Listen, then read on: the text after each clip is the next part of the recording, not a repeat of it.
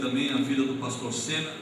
Muito obrigado, pastor, uma vez mais por abrir as portas da sua igreja, a igreja que o Senhor tem dirigido. Agradecer aos obreiros, aos irmãos do modo geral. Trago saudações, irmãos, do meu pastor Francisco Geraldo, que tem nos dado o aval, depois de Deus, para estarmos pregando a palavra do Senhor. Todos acharam? Amém. Salmo de número 125. Quero ler o primeiro versículo e o segundo, que diz assim: os que confiam no Senhor são como o monte Sião, que não se abala, firme para sempre. Como em redor de Jerusalém estão os montes, assim o Senhor em redor do seu povo, desde agora e para sempre. Amém? Pode tomar o seu assento, exaltando e glorificando o nome do Senhor Jesus Cristo. Louvado seja Deus. Queridos, a Bíblia Sagrada, ela é composta, todos nós sabemos, por 66 livros. 39 livros compõem o Velho Testamento, ou a Nova, ou a Velha Aliança. 27 livros compõem o Novo Testamento, ou a Nova Aliança. A Bíblia Sagrada, ela é subdividida, o Velho Testamento, pelos 5 primeiros livros da Bíblia, que é chamado de Pentateuco. Depois nós vamos encontrar os livros históricos, os livros poéticos, profetas maiores e também os profetas menores. O Novo Testamento, ele é subdividido pelos evangelhos. Eu já ouvi muitas pessoas dizerem que são 4 evangelhos. Na verdade, existe um evangelho escrito por 4 pessoas. Então o Novo Testamento, ele é subdividido pelos evangelhos, pelo livro histórico, que é Atos dos Apóstolos, pelas epístolas gerais, pelas epístolas paulinas, e também pelo livro da Revelação, que é o livro do Apocalipse. Mas por que eu estou dizendo isso? Porque dos 66 livros da Bíblia, o livro de Salmos é um livro diferente dos demais, porque é o único livro que não vai ter capítulo. Os 150 salmos são divididos em 5 livros. E por salmo se tratar de cânticos, por salmo se tratar de poesias, é por isso que salmo não tem capítulo. Por isso nós nos referimos ao livro de salmo como número. E por que não dizer como versos, se tratando de canções? Salmos, irmãos, ele é um livro tão rico, é um livro tão abençoado, que Salmos vem nos trazer muitas lições. Nós vamos encontrar salmos que são verdadeiras orações de homens diante de situações difíceis, diante de adversidade, e eles dobraram o seu joelho e abriram o seu coração diante de Deus, e Deus então respondeu a sua oração.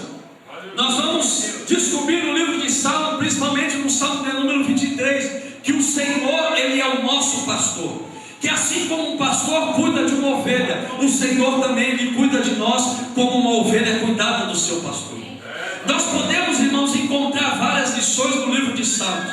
O maior autor de Salmos, o maior compositor, é o próprio rei Davi. Alguns historiadores vão dizer que Davi, ele foi responsável por compor 73 salmos. Davi, irmãos, ele gostava de adorar a Deus. Davi, ele gostava de entoar hinos espirituais a Deus. E eu acredito que Deus, ele se alegrava. Deus também, ele gostava de ouvir o teu servo adorando a Deus. Mas o Salmo de número 125, ele faz parte de 15 salmos.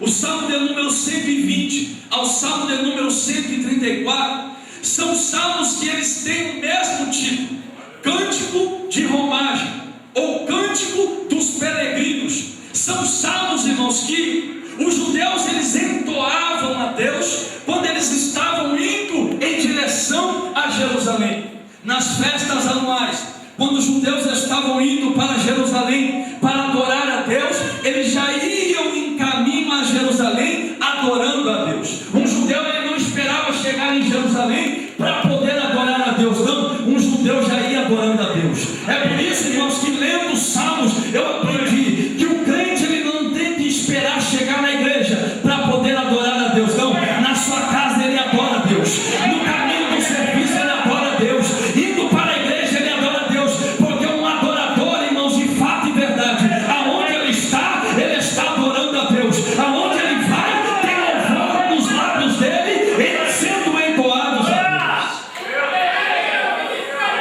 Quantos adoram a Deus aqui? Levanta a mão e glorifica o nome do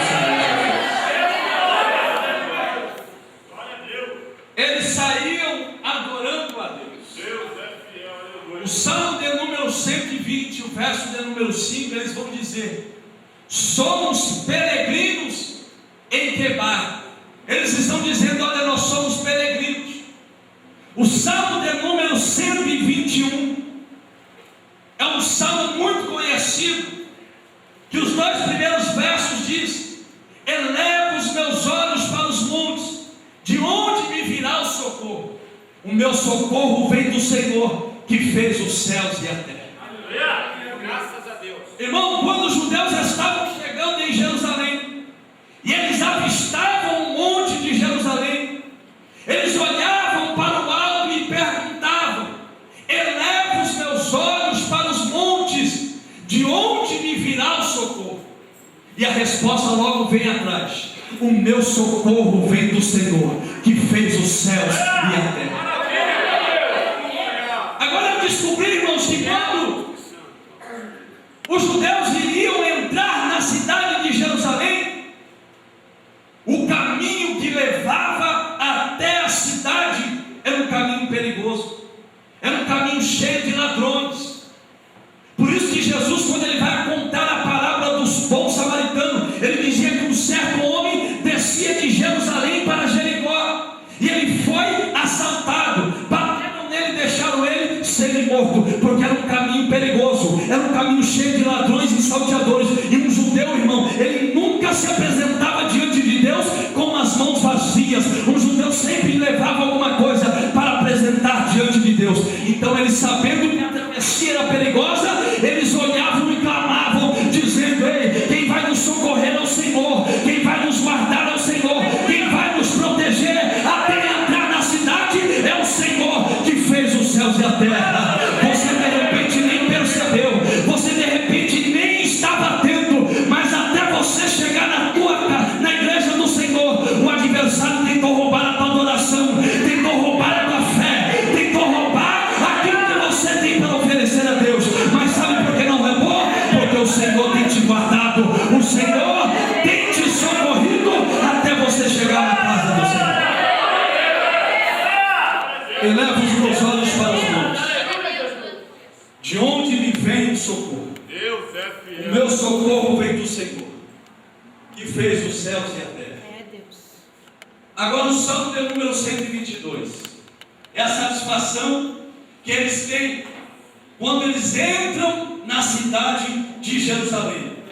O verso de número 1 diz: alegrei-me quando me disseram, vamos à casa do Senhor.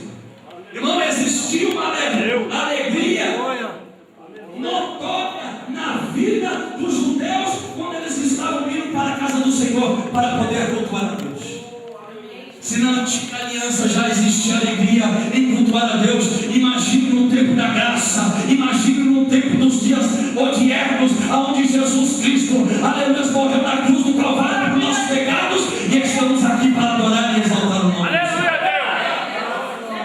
Eles dizem: pararam os nossos pés junto às tuas portas, ó Jerusalém. Depois de atravessarem, irmãos, um caminho perigoso, eles pararam nas portas de Jerusalém e agradeceram a Deus pelo livramento. Agradeceram a Deus porque os seus pés estavam parados na porta de Jerusalém. O Salmo de número 123 é um salmo onde eles começam a pedir auxílio de Deus. Eles começam a pedir para que Deus interceda por ele diante dos adversários. Agora eu vou pular o Salmo de número 124, depois eu volto nele. Mas agora o Salmo de número 125. O salmista, ele vai fazer uma comparação com o homem que confia em Deus com o Monte Sião. Ele vai dizer: os que confiam no Senhor são como o Monte Sião, que não se abalam, firmes para sempre. O salmista, irmãos, ele está fazendo uma associação entre o Monte Sião e entre o homem que confia em Deus. Irmãos, a melhor coisa que o cristão tem que ter na sua vida é a confiança no Deus que ele serve. A melhor convicção que você tem que ter é a confiança que você tem no Deus que você está servindo. Porque a palavra confiança quer dizer acreditar, ter fé, proceder de forma íntima, segurança, tendo confiança no Deus que você está servindo. Quando você não tem confiança em Deus, quando você confia em Deus, é o mesmo que você ter fé, é o mesmo que você acreditar, é o mesmo que você dizer para Deus: Deus, eu confio no Senhor, aconteça o que acontecer, eu estou confiando no Senhor. Irmãos, confiar em Deus é quando você expressa a sua gratidão a Ele. O Salmo de número 37 e o verso de número 5 diz: os que confiam no Senhor, diz aliás, entrega o teu caminho ao Senhor, confia nele e o mais Ele fará. Quando você confia em Deus, você entrega a sua vida para Deus e diz: Senhor, eu confio em Ti, faço o que o Senhor quiser na minha vida, faço o que o Senhor quiser, porque eu estou confiando no Senhor. O Salmo de número 20 e o verso de número 7 diz: uns confiam em carro, outros confiam em cavalo, mas nós faremos menção, nos gloriaremos no nome do Senhor nosso Deus. Pergunta para o irmão que está do seu lado como está a confiança dele no Senhor. Pergunta para o irmão que está do seu lado: você tem confiado em Deus? Se você tem confiado em Deus, descanse, porque o Senhor é fiel para fazer o milagre acontecer na terra.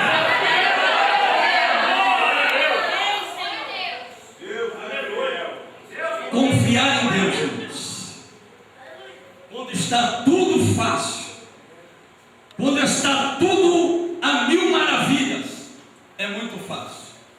Mas confiar em Deus, quando as coisas estão difíceis, quando as lutas estão grandes, quando o mal está assolando a nossa casa, é aí que você tem que demonstrar que você confia no Senhor. É aí que você tem que mostrar a sua confiança em Deus, porque quem confia em Deus não se decepciona. Quem confia em Deus, irmão, ele não se decepciona, porque Deus, ele é fiel, ele nunca, aleluia, abandonou o teu servo. Certa feita, diz a Bíblia que Jesus está indo para a casa de Jairo, porque a sua filha estava enferma. E Jairo pediu para Jesus ir até a sua casa para ele curar a sua filha. No meio do caminho, Jesus é tocado por uma mulher que estava sofrendo há 12 anos com uma hemorragia. Jesus então sente que dele saiu o poder. E nesse inteirinho, irmãos, alguns historiadores vão dizer que aquela mulher demora 6 horas para tocar em Jesus. Na casa de Jairo, a menina vem a falecer. A menina morre. Quando Jesus retoma o caminho até a casa de Jairo, uns mensageiros saem da casa de Jairo e dizem: ei Jairo, por que você incomoda o mestre? A tua filha já está morta. Jesus vira para Jairo e diz: Jairo, não temas, creia somente. Confiar em Deus, irmãos, é quando a palavra de derrota chega até a tua casa, chega até você, mas você ouve a palavra de Jesus que está dizendo: não temas, confie, porque eu sou Deus e vou fazer algo de melhor para a sua vida, porque eu sou Deus.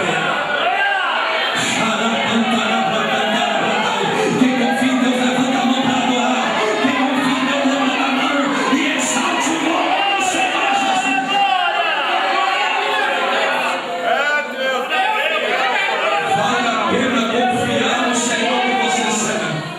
Vale a pena depositar a sua confiança em Deus. Porque no momento certo Ele se surpreende na terra. No momento certo Ele se manifesta em teu corpo.